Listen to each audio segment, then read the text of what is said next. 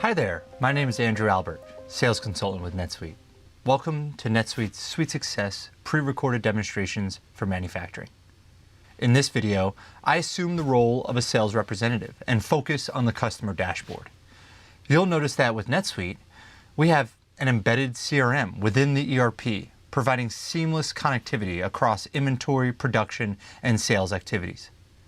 We have pre-built customer-focused KPIs and reporting while providing a single source of truth for all information related to a specific customer.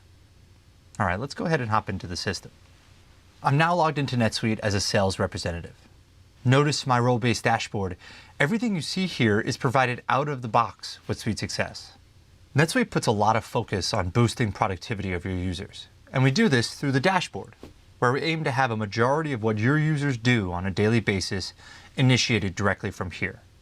This time, let's say I receive a phone call from Samantha, and I'm pretty sure she works for one of my customers. Not to brag, but I have a lot of customers in my territory, so it helps to be able to quickly pull up background information so that I can have an informed conversation with Samantha. In my old system, I would have to dig into reporting and customer master files just to find my customer. But with NetSuite, it's as easy and intuitive as searching Google. Right away, I'm reminded who Samantha is. She's the executive assistant over at Smith Supplies, that's right. And she's inquiring whether we received their most recent payment. Let's go ahead and take a look. The customer dashboard gives me real-time, customer-specific context in one place. Real-time information to help me pivot or negotiate intelligently while on the phone or in a customer-facing meeting. Often, I end up knowing more about their account than they do. And that's because I have a complete history of all cases, returns, orders, and outstanding balances. Ultimately, I'm a more informed sales representative, better able to build closer relationships with my customers and produce more revenue, helping the organization grow as well.